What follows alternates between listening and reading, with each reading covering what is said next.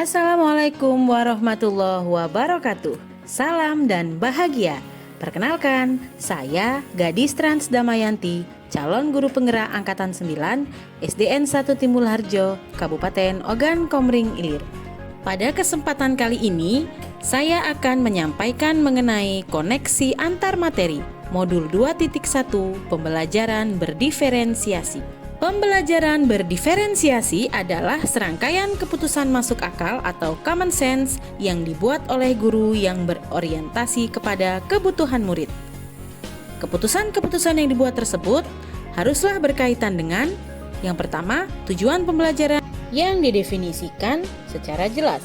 Kedua, bagaimana guru menanggapi, merespon kebutuhan belajar muridnya.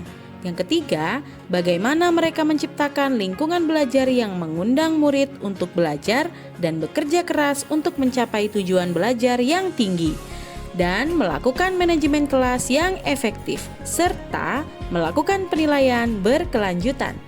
Pembelajaran berdiferensiasi haruslah berakar kepada pemenuhan kebutuhan belajar murid dan bagaimana guru merespon kebutuhan belajar tersebut. Sebab setiap anak adalah unik, mereka memiliki kelebihan dan kekurangan masing-masing, dan mereka semua berhak mendapatkan pelayanan pendidikan yang terbaik yang sesuai dengan gaya belajarnya, minat, bakat, dan kebutuhannya. Maka sebagai seorang guru, kita haruslah melakukan segala daya upaya untuk memenuhi kebutuhan belajar murid yang berbeda-beda tersebut agar mereka merasa nyaman demi tercapainya tujuan pendidikan. Berkaitan dengan kebutuhan belajar murid, maka guru harus memahami 3 aspek berikut. Yang pertama, kesiapan belajar murid atau readiness. Yang kedua, minat murid. Yang ketiga, profil belajar murid.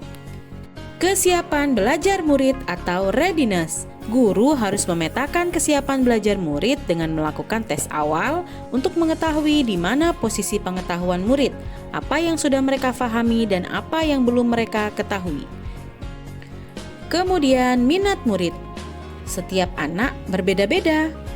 Nah, minat dapat menjadi sebuah motivasi yang penting bagi seorang murid agar mereka mau terlibat aktif dalam proses pembelajaran. Kemudian yang ketiga, profil belajar murid. Profil belajar murid ini meliputi gaya belajarnya, lingkungan, budaya, dan kecerdasan majemuk, yang kesemua itu tentu berbeda antara satu anak dan anak lainnya. Untuk itu, perlu kita mengidentifikasi kebutuhan belajar murid.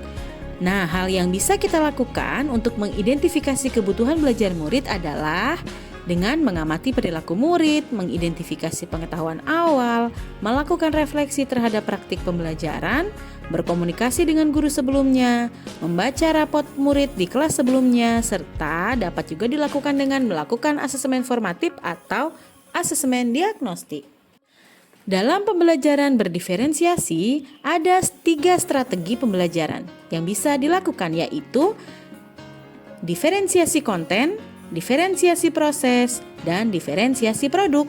Guru dapat memilih satu atau menggunakan ketiganya dalam proses pembelajaran. Yang pertama, diferensiasi konten, yaitu meliputi bentuk dan jenis materi yang akan diajarkan, baik itu konsep atau keterampilan yang perlu dipelajari berdasarkan kurikulum yang digunakan. Diferensiasi proses. Diferensiasi proses meliputi kegiatan yang memungkinkan murid untuk memahami konten dengan cara menyesuaikan proses yang harus dijalani murid berdasarkan profil belajar murid. Yang ketiga, diferensiasi produk. Diferensiasi produk adalah hasil belajar yang dihasilkan yang dapat menjadi bukti untuk menunjukkan tingkat pemahaman murid setelah mengikuti serangkaian kegiatan pembelajaran. Kemudian, apa keterkaitan antara modul pembelajaran berdiferensiasi dengan modul-modul yang lain? Yang pertama, keterkaitan antara modul 2.1 dengan modul 1.1, yaitu untuk dapat melakukan pembelajaran berdiferensiasi, guru harus berusaha memenuhi kebutuhan belajar murid sesuai dengan profil belajar murid yang dapat memperhatikan kodrat alam dan kodrat zaman berdasarkan filosofi Ki Hajar Dewantara. Kemudian, keterkaitan antara modul 2.1 dan modul 1.2 nilai dan peran guru penggerak adalah dalam melakukan kegiatan pembelajaran berdiferensiasi, seorang guru penggerak harus memaksimalkan nilai dan peran yang dimilikinya dengan memaksimalkan kolaboratif dan inovatif serta mandiri, reflektif dan berpihak pada murid. Dengan demikian, guru dapat menuntun murid untuk berkembang sesuai dengan minat bakat dan kebutuhannya. Lalu, keterkaitan antara modul 2.1 pembelajaran berdiferensiasi dengan modul visi guru penggerak adalah untuk mewujudkan visi guru penggerak, pembelajaran berdiferensiasi dapat menjadi sebuah langkah dan strategi yang berpihak pada murid.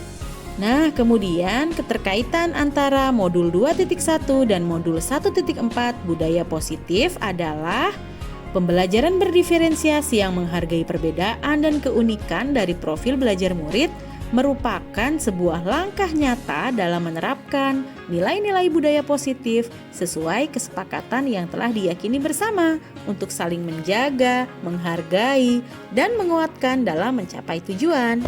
Baiklah, demikian yang dapat saya sampaikan. Terima kasih, semoga bermanfaat. Salam Guru Penggerak. Wassalamualaikum warahmatullahi wabarakatuh.